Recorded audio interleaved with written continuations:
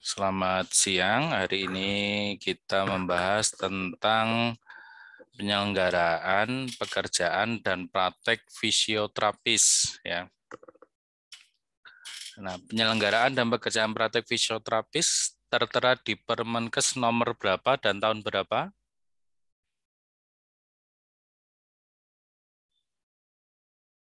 Kita diskusi aja ya hari ini untuk pertemuan hari ini ya. Ada yang tahu? Permenkes nomor berapa? Yang menjawab langsung dibuka ya. Ininya, moodnya ya. Semua video diaktifkan ya. Nomor 80 tahun 2013 ya. Oke. Di Permenkes tersebut ya ada terkait dengan level pendidikan ya. Level pendidikannya ya di situ ada ahli madya, sarjana sentrapan fisioterapi, profesi fisioterapi dan spesialis fisioterapis ya. Ahli madya dan sarjana sentrapan fisioterapi ya bisa bekerja di mana sarana pelayanan kesehatan. Nah, sarana pelayanan kesehatan di mana saja toh? Ya bisa di rumah sakit ya, di klinik ya. Jadi Anda bisa bekerja di situ ya, di puskesmas ya juga bisa.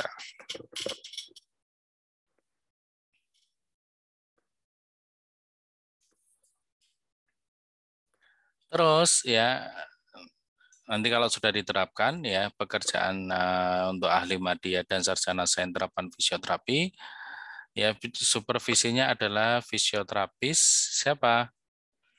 Profesi ya. Jadi nanti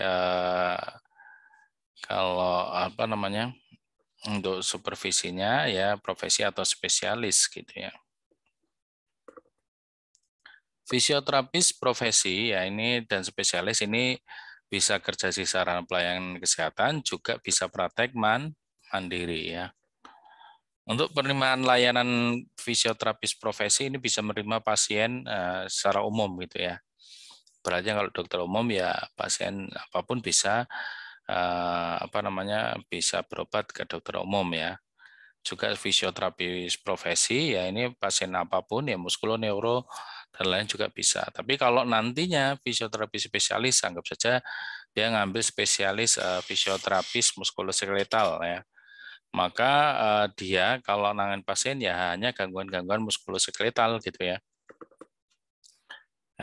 Fisioterapi pediatri ya hanya nangani pasien fisioterapi pediatri ya. Mungkin Anda ya pernah ya lihat saudara Anda atau ibu Anda mungkin periksa kehamilan ya maka periksanya ke dokter spesialis obgyn gitu ya. Ya kalau gangguannya memang konsulnya di bagian bumilnya ya ibu hamil. Ya kalau dia mungkin ada pasien ya fraktur ya harus operasi ya. Yang nangani ya dokter spesialis ortopedik ya. Ya, jadi sesuai dengan spesialisnya gitu ya. Nggak bisa lagi nanti kasus ortopedik ya, kasusnya gangguan paru gitu ya. Atau jantung konsul ke dokter spesialis ortopedik udah bukan wewenangnya lagi gitu ya. Kalau gangguan jantung ya berarti spesialis jantung. Ya kalau paru ya dokter spesialis paru. Kalau ada gangguan saraf berarti spesialis saraf gitu ya. Juga fisioterapis kedepannya seperti itu ya. Walaupun ini masih berproses gitu ya. Nah, fisioterapis ya nanti harus mempunyai harus registrasi ya. Ya harus mempunyai surat tanda registrasi atau STR ya. Nah, ada beberapa syarat yang harus dipenuhi ketika seorang fisioterapis harus mempunyai surat tanda registrasi. Apa saja ya? Kalau di peraturan kemarin sempat kita bahas ya di Undang-Undang Nomor 13 Undang-Undang Nomor 36 Tahun 2014 ya terkait dengan surat tanda registrasi ya. Ya, begitu juga di Peraturan Menteri Kesehatan Nomor 80 Tahun 2013 yang kita diskusikan hari ini ya. Jadi ada juga ya, jadi terkait fisioterapis ya harus terregister ya. Jadi harus punya surat tanda registrasi. Syaratnya jelas ya, harus lulus pendidikan yang dibuktikan dengan mempunyai apa, ijazah ya. Terus surat tanda apa, surat keterangan sehat ya, naskah sumpah ya, pernyataan mematuhi etik ya. Terus kalau yang diupload plus nanti ada foto juga ya, background warna merah yang harus diupload di ktki.kemkes.go.id ya. Nah, berlakunya berapa tahun ya? Ya kalau kita lihat di Permenkes 80 tahun 2013 berlakunya adalah 5 tahun ya. Kalau sudah habis ya bisa diperpanjang ya. Dengan mencukupi cakupan satuan kredit partisipan ya jumlahnya adalah 25 SKP ya. Jadi nanti kalau Anda sudah jadi fisioterapis ya ikut kegiatan-kegiatan yang ada satuan kredit partisipannya. Selain ilmu yang harus dicari ya memang SKP juga ya penting gitu ya. Ya, terus selanjutnya seorang fisioterapis ya nanti kalau dalam menjalankan praktek harus mempunyai surat izin praktek ya. Atau kalau di Permenkes 80 tahun 2013 surat izin praktek fisioterapis gitu ya. Nah, jelas di sini nanti mencantumkan ya STR yang berlaku gitu ya. Ya kalau tadi ya kalau surat tanda registrasi ya tadi harus punya ijazah ya, terus sertifikat kompetensi, ya naskah sumpah, patuh etik dan foto yang harus diupload ya. Kalau untuk STR ya nanti harus punya STR yang aktif ya, yang diajukan ya. Terus mendapatkan rekomendasi dari organisasi fisioterapi ya di cabang masing-masing. Nanti pengurusannya adalah di kabupaten ya. Ya di tempat praktek ya, yang akan di tempat kabupaten yang akan dijalankan praktek fisioterapis ya. Kalau Anda di Karanganyar berarti anggap saja ya di Dinas Kesehatan Karanganyar ya. Walaupun sekarang untuk perizinan adalah perizinan satu pintu ya di penanaman modal ya. Kalau online-nya itu di OSS ya. Oke ya.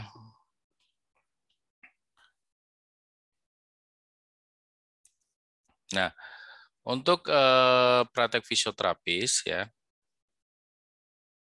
Jadi kalau praktek fisioterapis nanti ada beberapa sarana dan prasarana yang harus dipenuhi gitu ya.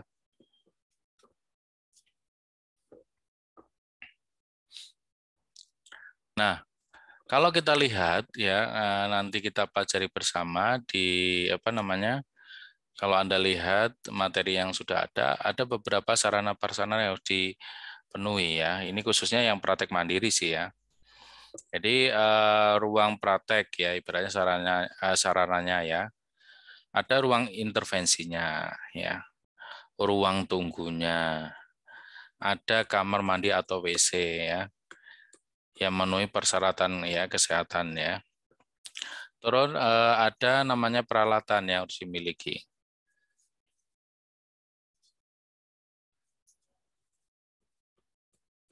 Peralatannya ya nanti berupa meja ya, ada peralatan administrasi ya nanti kalau Anda lihat di materi terkait dengan Kemenkes ya Permenkes 80 tahun 2013 yang saya kirim di chat. Anda bisa lihat di situ ya ada administrasi ya. Apa saja sih? Jadi kalau Anda datang ya minimal ada meja ya, kursi tempat duduk ya. Jelas nanti alat tulis, catatan tindakan fisioterapis ya. Terus pemilih rujukan ya. Peralatan ini yang sederhana ya, jadi yang minimal gitu ya.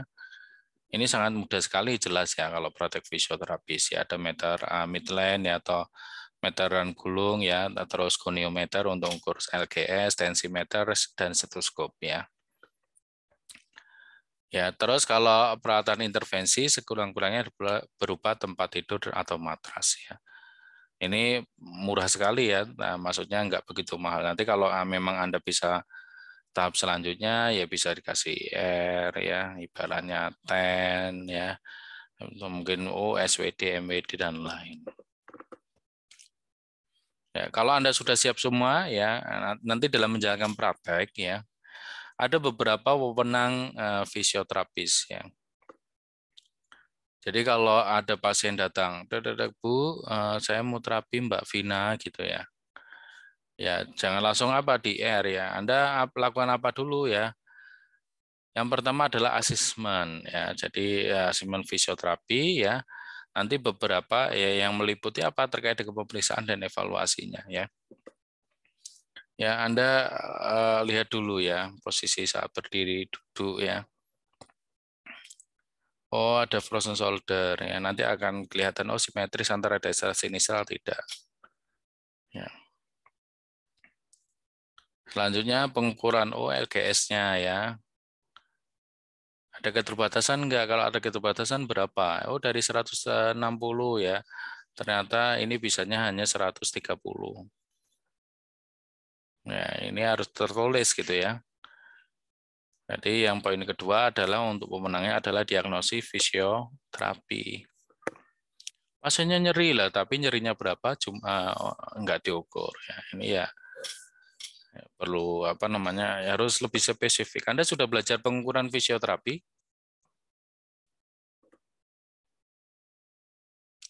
Halo, sudah pada belajar pengukuran fisioterapi, mata kuliah pengukuran fisioterapi?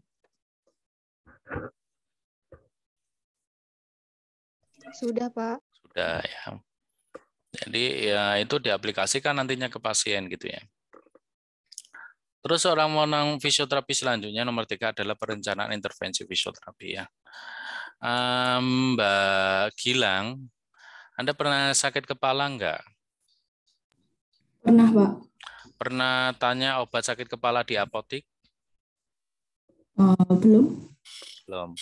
Ya pokoknya obat gitu ya atau apapun gitu ya di apotik ya. Ketika tanya kan obatnya sakit kepala nggak cuma satu toh ya, merek-mereknya ya. Nggih. Ya kadang lebih dari 6, 7, 8 ya. Kan nggak semuanya merek apa obat sakit kepala kita minum ya. Jadi pilih yang mungkin indikasinya lebih banyak dibandingkan kontraindikasinya gitu ya. Jadi Anda bisa sekarang ngebeli apapun kan harus dibaca gitu ya. Nah, ada beberapa memang obat yang dijual ya bebas ya. Tapi ada beberapa obat yang memang harus pakai resep dokter ya. Kalau memang itu pakai resep ya harus dipelajari ya benar-benar ya ya usahakan pakai resep ya. Jadi yang memberikan resep ya dokter ya. Tapi kalau memang jual terbatas kadang-kadang kita sakit mah ya beli Proma gitu ya. Pas sakit kepala beli Paramek kadang seperti itu ya. Nah, biasanya baca indikasi sama nanti dengan perencanaan fisioterapis ya. Ada kaji, oh ini pasiennya bisa di IR, TEN ya, terus SWT, ya, tapping ya, terus exercise ya, parafin ya. Ada 10 modalitas yang bisa untuk tindakan tersebut. Tapi harus mencari mana yang pilihan terbaik untuk pasien tersebut. Oh ternyata 3 ya, cukup SWT, exercise, dan TEN. Ya cukup 3 itu saja ya. Maka itu masuk di apa poin keempat ya tadi perencanaan yang selanjutnya 4 apa intervensi fisioterapi. Ya. Ya intervensinya yang cari yang efektif efisien ya. Ya, jangan nanti berubah sampai 10 kali ya 20 kali ya ini masih saja ya tidak ada perubahan. Ya, ini perlu dievaluasi. Maka poin yang wewenang selanjutnya seorang fisioterapis yang kelima adalah evaluasi, melakukan reevaluasi, reasesmen atau sampai revisi gitu ya. Nah, ini wewenang fisioterapis gitu ya. Jadi kalau fisioterapis ada pasien, Mbak IR, ya, Anda berikan IR langsung. Tidak melakukan tindakan yang pertama, 2, 3. Ya, Mbak ini SWT ya, tidak melakukan 1, 2, 3 langsung ya. Nah, nanti fisioterapis ya bisa terkenal tidak bisa melakukan diagnosis ya karena tidak melakukan wewenang fisioterapis gitu ya. Maka ada profesi lain saya pernah mendengar Loh, fisioterapis nggak iso diagnosis lah. Ternyata setelah dikaji secara teknis ya, pokoknya kalau ada pasien datang, ada tulisan SPD langsung SPD gitu ya.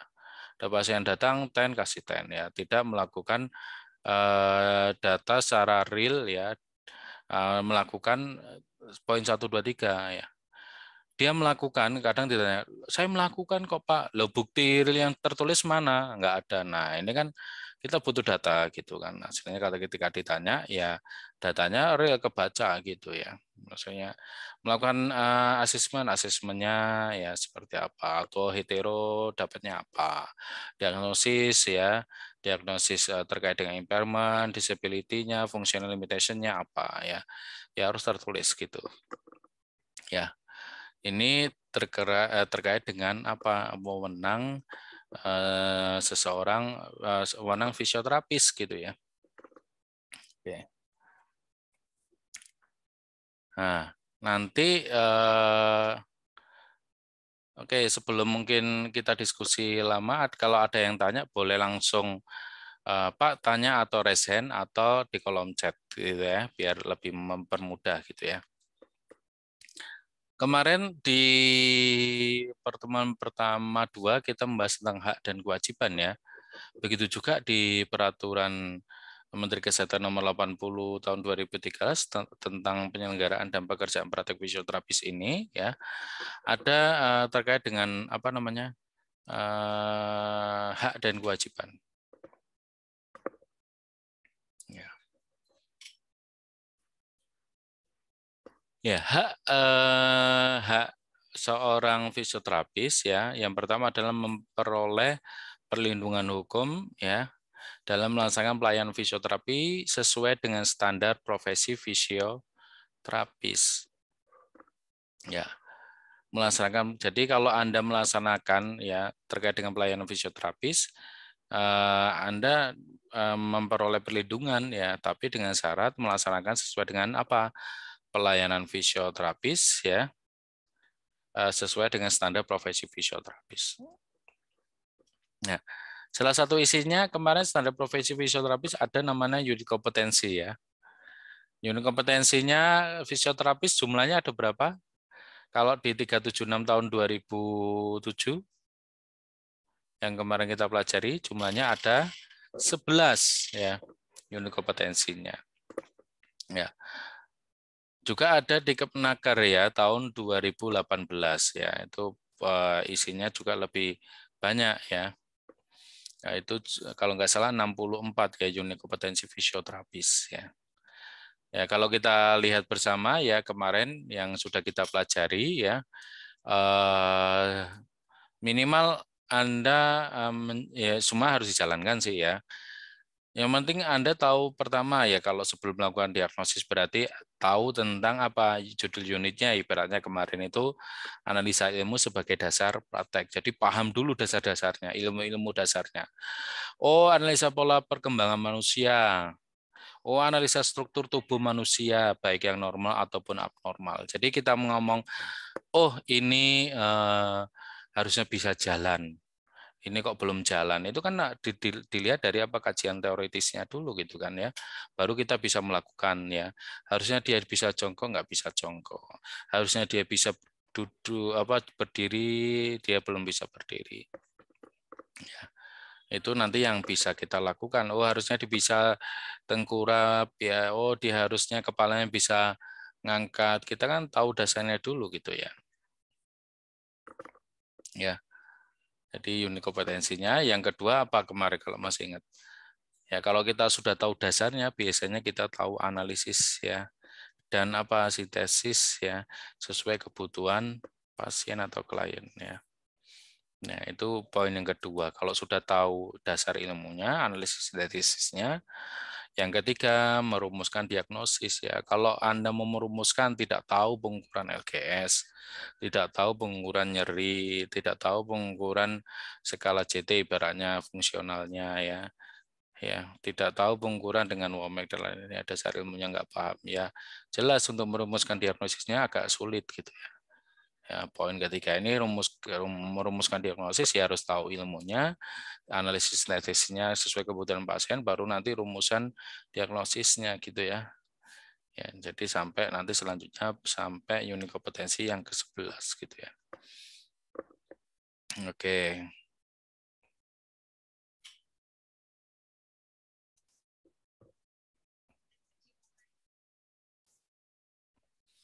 Oke, yang selanjutnya seorang fisioterapis. Kalau Anda lihat di materi yang ada ya, di situ ada harus apa?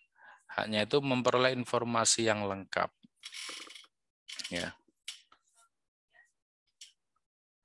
Dan jujur dari pasien ya atau keluarganya ya. Memberikan informasi ini penting ya. Jangan sekali-kali Anda melakukan treatment harusnya dextra ya, ternyata gangguannya sinistra.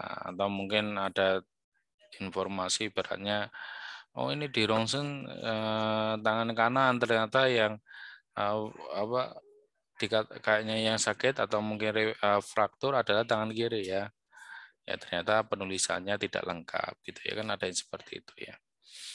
Ya, ada juga fisioterapis gitu ya, apalagi sudah di IR sebelah kiri, dilakukan exercise sebelah kiri ya, ternyata tulisannya adalah sinistra gitu ya. Gak apa-apa Pak untuk menyeimbangkan gitu ya, ya buat alasan. Tapi ya jangan ada cerita seperti itu ya. Selanjutnya haknya seorang fisioterapis adalah apa? Melaksanakan pelayanan sesuai dengan kompetensinya. Ya, jadi oh kalau Anda pelajari ya terkait dengan tindakan exercise itu waktu yang terbaik adalah 15 menit. Ya Anda berikan cuma 5 menit. Ya IR ya waktunya 10 sampai 15 menit dengan jarak 40 sampai 60. Anda berikan ya waktunya 5 menit ya dengan jarak 30 ya.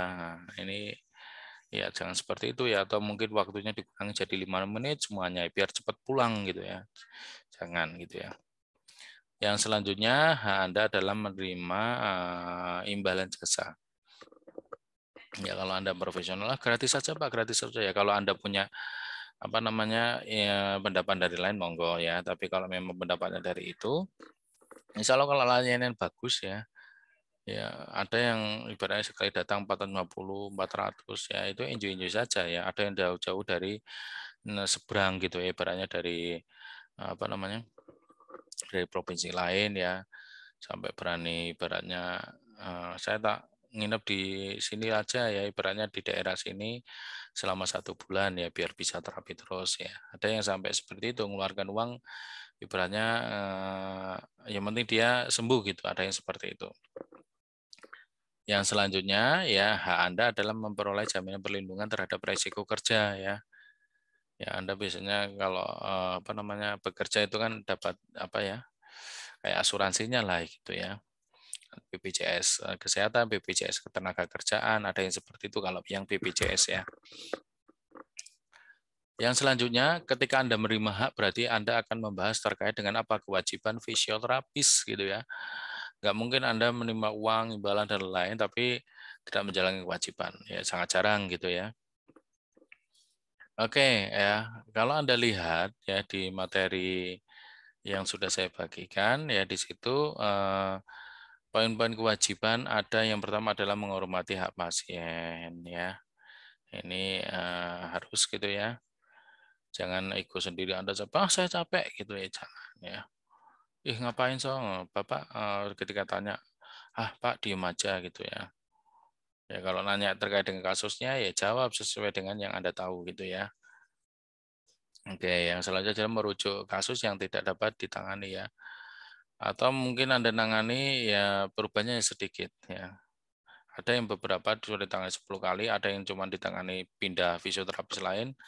Ya cukup tanya 2 kali, 3 kali udah nggak pernah datang lagi dalam hal lain, nah dia sudah sembuh ya. Nah ini dipertanyakan ya, mungkin Anda perlu belajar lagi gitu ya. Yang selanjutnya, Anda punya kewajiban menyimpan rahasia pasien atau klien ya. Jadi jangan ada cerita lagi, ya mungkin Anda upload di Facebook, pasien, didik Rina umur 13 tahun, ini kasusnya Down syndrome. Anda ceritakan kasusnya, ya diagnosisnya, wajahnya nggak ditutup, ya ini nggak boleh ya. Jadi kalau ada nama ya inisial gitu ya, ada wajah ya mau ditampilkan ya ditutup gitu ya.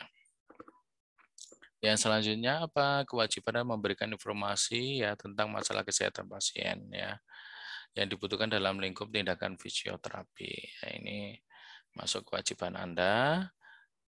Yang selanjutnya meminta persetujuan tindakan fisioterapi yang akan dilakukan. Bu, ini mau saya kasih RIR ini tujuannya ya untuk apa saja Anda ceritakan ya. Bapak atau Ibu setuju mboten? Setuju tidak? Oh, setuju ya. Tapa asma atau tanda tangan ya, ada yang seperti itu. Ya, jangan pokoknya pasien datang, Pak, masuk ruang tindakan 3. Langsung IR dan udah selesai. Udah, Pak. Terima kasih ya, jangan seperti itu ya. Apalagi sekarang pasien pintar-pintar gitu ya, diberikan IR langsung cerita ya. Ini yang saya baca kayak gini Pak ya. Sekarang ya cerdas-cerdas gitu ya. Yang selanjutnya kewajiban Anda adalah membantu program pemerintah ya dalam meningkatkan derajat kesehatan masyarakat. Ya, yang selanjutnya mematuhi standar profesi, standar pelayanan, standar prosedur operasional fisioterapis. Ya, jadi kalau Anda memberikan ibaratnya manual terapi ya ada SOP-nya gitu ya. Anda memberikan stretching ya harus ada exercise apa SOP-nya. Anda memberikan IR, SWD, MWD, traksi ya dan lain itu ada SOP-nya ya. Kalau Anda sudah mentaati ini ya insya Allah kalau ada apa-apa tadi ya perlindungan ya jelas akan terjamin. Oke, di kolom chat masih kosong ya. Ini pada diem lah semuanya kemana. Ya, nanti ada beberapa sanksi administratif jelas ya. Nah, kalau ada sanksi administratif bila melanggar aturan ya, ibaratnya Mbak sudah dilakukan malih, jangan dilakukan lagi, yaitu teguran lisan. Diomongin lagi masih saja tertulis. Ya, akhirnya sampai menimbulkan kerugian ya, pencabutan SIP ya atau SIK ya. Ya, jadi itu sanksi administratif. Janganlah yang malu-maluin lah ya.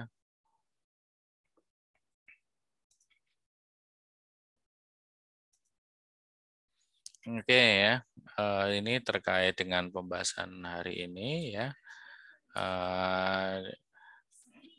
Dipersilakan ya untuk kita tanya jawab. Bisa langsung tanya ya secara langsung nanti akan saya tampung atau langsung saya jawab. Dipersilakan ya. 3 sampai 6 penanya ya. Kalau nanti tidak ada yang tanya akan saya buatkan untuk membuat tugas di rumah membuat makalah ya.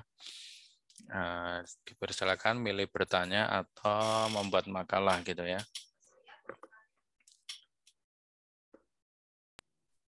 Izin bertanya. Ya, dipersilakan langsung. Saya mau tanya, kalau untuk kita kan, saya nantinya kan lulus jadi fisioterapis ahli madya ya Pak.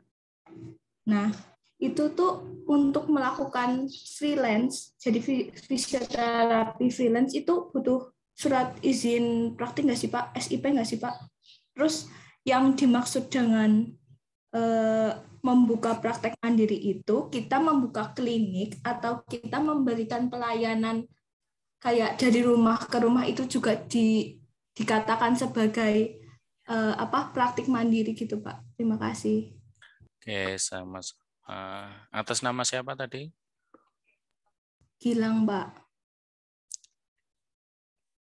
Bentar. Gilang. Ya, terima kasih ya Gilang atas pertanyaannya. Jadi, kalau Anda lihat di Permenkes ini, ya yang praktek mandiri itu siapa sih? Profesi dan spesialis ya. Kalau ahli madya dan sarjana sentrapan ya bisa praktek di mana sarana pelayanan kesehatan ya. Kalau Anda bekerja di sarana pelayanan kesehatan, kalau menangani pasien ya biasa ada namanya program home care gitu ya. Maksudnya apa? Anda secara tidak langsung terlindungi ya. Secara tidak langsung programnya adalah sama dengan program yang di sarana pelayanan kesehatan, baik di puskesmas, klinik, rumah sakit, dan lain. Loh Pak, kalau saya baru D3 ya freelance ya. Kalau Anda mengatasnamakan fisioterapis ya jelas ya. Selain tadi STR yang harus Anda mulai dimiliki ya surat tanda registrasi, juga kalau memang itu nanti tindakannya sebagai fisioterapi profesional, ya Anda harus punya namanya apa? Surat izin praktek ya. Paham ya maksudnya ya? Surat SIP ya, surat izin praktek. Nah, bisa yang sifatnya mengikat di sarana pelayanan kesehatan ya. Jadi kalau secara mandiri ya Anda punya tarif dan lain terus itu tidak punya SIP ya menurut saya ya kurang etis ya. Maksudnya secara legalitas dipertanyakan gitu ya. Anda ibaratnya ini kalau yang praktek di rumah memang ya ada beberapa yang masih menjalankan praktek, tapi tidak ditulisi beratnya praktek fisioterapis ya karena masih D3 ya. Ada yang seperti itu ya. Untuk apa namanya layanannya ada yang jadi beratnya tidak praktek mandiri, tapi karena mungkin sudah dikenal ya masih menjalankan apa home program tadi ya, apa home visit ya. Nah, tapi usahakan ya sambil meningkatkan pendidikan kalau sudah ada rezeki ya. Jadi sambil praktek ya di apa sarana pelayanan kesehatan sambil kuliah ya ada beberapa yang seperti itu. Oke, ada feedback atau pertanyaan lagi?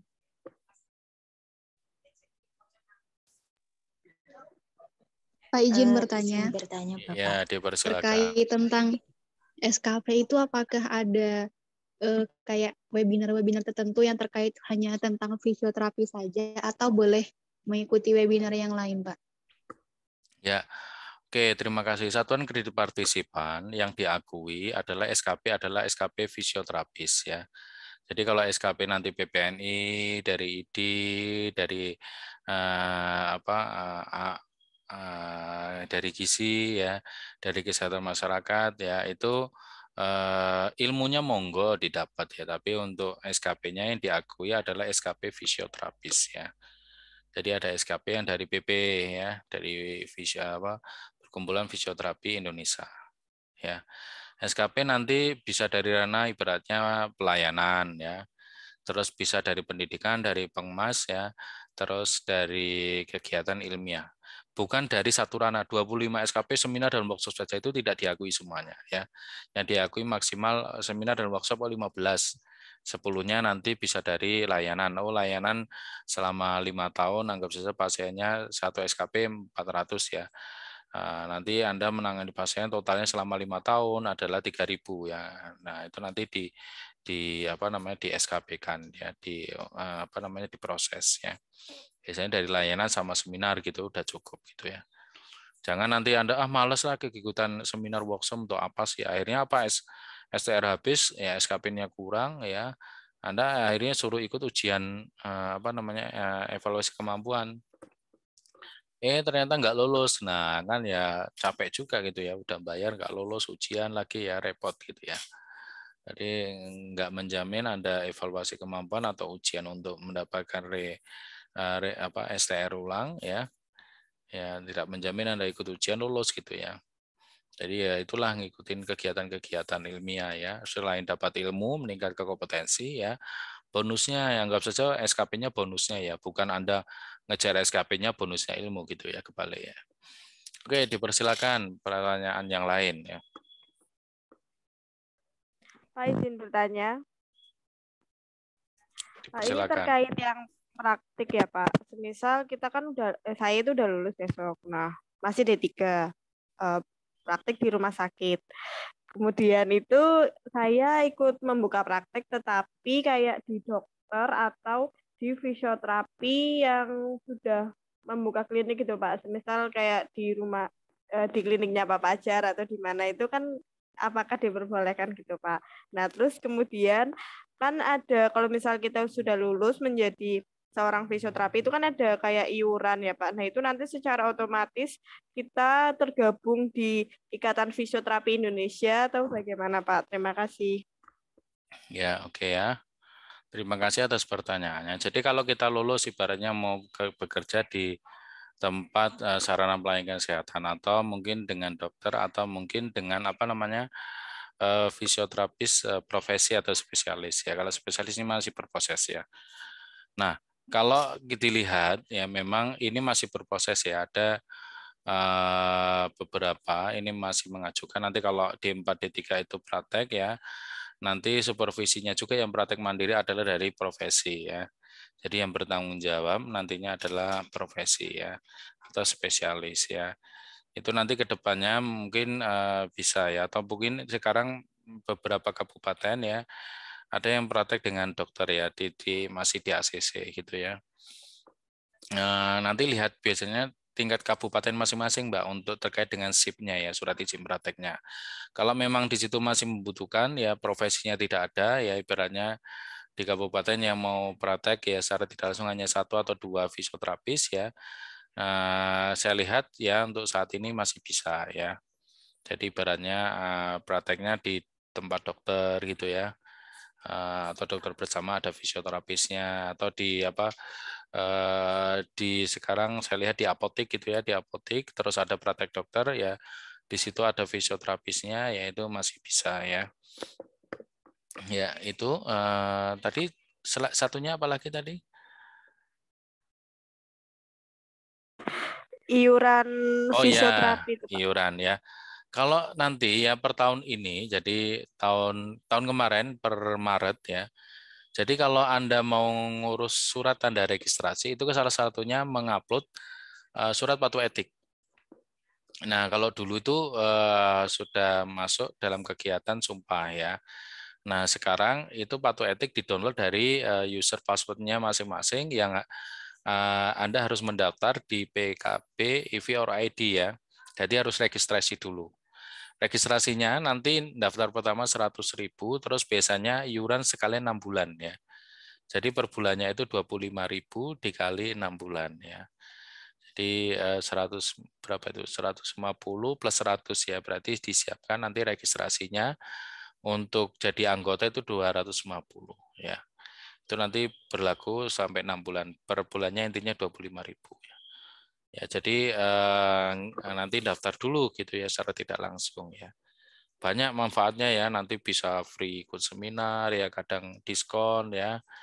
Terus kadang kalau pertemuan EV nanti sudah dapat gambarannya makan siang, terus kadang SKP gitu ya. Untuk nanti ya banyak manfaat ya, nggak cuma nanti bayar, ya sudah bayar nggak ada kegiatan gitu ya. Oke, begitu. Dipersilakan cowok yang tanya ya, ya sambil yang nunggu yang lain ya, cewek bisa tanya. 2 penanya lagi ya. Kalau tidak ada yang tanya gugur ya. Nggak jadi buat makalah. Dipersilakan. Izin bertanya, Pak. Ini kan kami kan dari D3, nanti untuk melamar pekerjaan, apakah ada kewajiban untuk tes TOEFL, hasil dari tes TOEFL? Jika ada itu, apakah ada minimal dari tes TOEFL itu sendiri, atau hanya ada instansi tertentu yang mewajibkan kita yang dari D3 untuk memiliki hasil TOEFL tersebut, Pak? Terima kasih. Oke ya, kalau tes TOEFL itu sekarang yang saya tahu beberapa instansi ya kayaknya harus tes TOEFL dulu sebelum lulus gitu ya. Salah satu syarat untuk kelulusan ya. Kalau kerja Anda kerjanya di Inggris ya, di Jepang ya dan negara-negara yang memakai bahasa internasional ya memang TOEFL harus dilampirkan gitu ya. Tapi kalau kerja di Indonesia ya itu beberapa sangat yang saya lihat pengumumannya tidak ada sangat jarang sekali tulisannya TOEFL ya. Kecuali mungkin yang rumah sakitnya rumah sakit internasional itu pun harus tertulisnya bahasa Inggris yang aktif dan pasif gitu ya. Yang saya tahu seperti itu ya. Tapi kalau lulusan pendidikan sekarang yang saya tahu itu semuanya wajib ya pakai untuk tes TOEFL gitu ya. Begitu ya. Ada lagi? Yang cowok 2 ya. Ini ada kelas, ada cowoknya enggak? Ya, dipersilakan.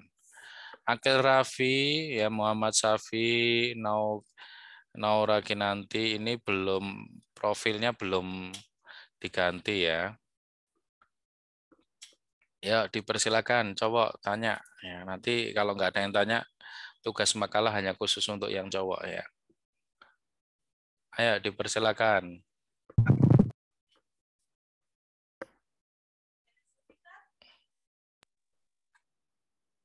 Pak, izin bertanya.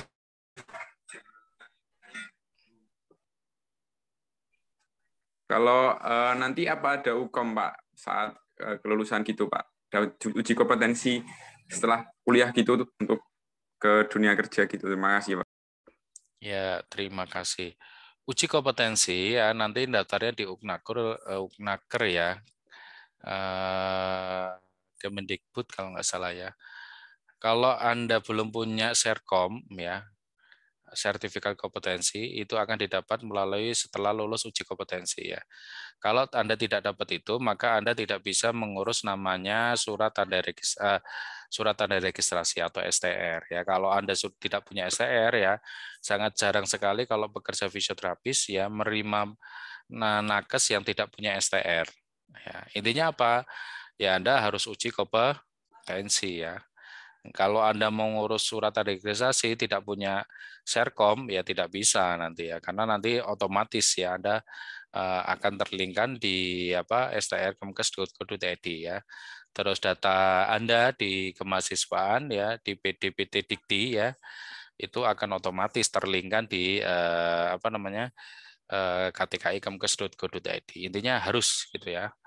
Jadi kalau Anda lulus wisuda tidak selanjutnya males lah uji kompetensi ya. Ya selanjutnya Anda tidak bisa berproses ya. Nggak bisa ngurus STR ya kalau mau nggak seperti yang kita bayangkan ngurus STR itu 1 hari 2 hari jadi ya. Karena apa? Ya harus lihat konfirmasi data ya datanya ternyata belum dilingkan. Nah ini atau belum diklik lulus ada yang seperti itu ya. Masalah teknis sih ya. Intinya harus ya. Oke. Satu lagi, coba ya. Setelah itu saya Baik, tutup. Pak, terima kasih. Sama-sama. Satu lagi.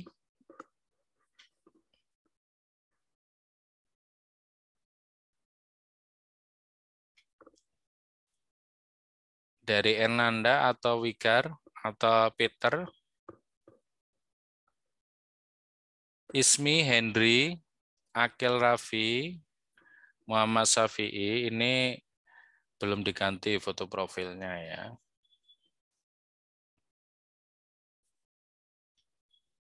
Siapa yang tanya ini? Ernanda, Yogi?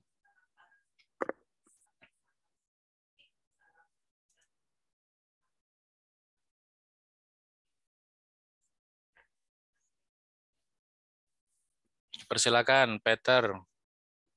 Yang tanya. Pak,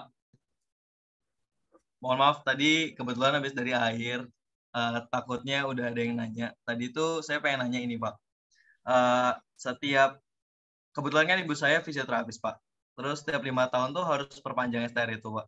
Terus ada syarat megang pasien berapa ratus kali ya, Pak? Ya itu. Nah, sekiranya kita itu ingin perpanjang STR, tapi karena kita hanya mengandalkan home visit, jadi nggak pakai yang rumah sakit, itu nanti datanya kalau misalnya nggak nyampe itu gimana ya, Pak? Terima kasih. Ya, jadi ada terkait dengan STR Satuan Kredit Partisipan itu diakui dari layanan fisioterapi ya. Jadi kalau visit bagaimana ya data yang Anda lakukan ya itu Anda tulis gitu ya. Nah, 1 SKP itu sama dengan 400 pasien ya.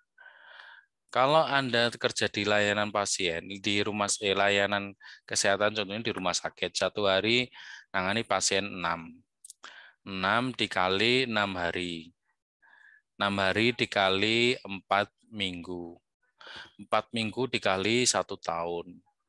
Terus 1 tahun selanjutnya kan itu kan 5 tahun toh, berakhirnya dikali anggap saja 5 tahun. Itu nanti Anda bisa kurang lebih bisa dapat 10 sampai 15 SKP.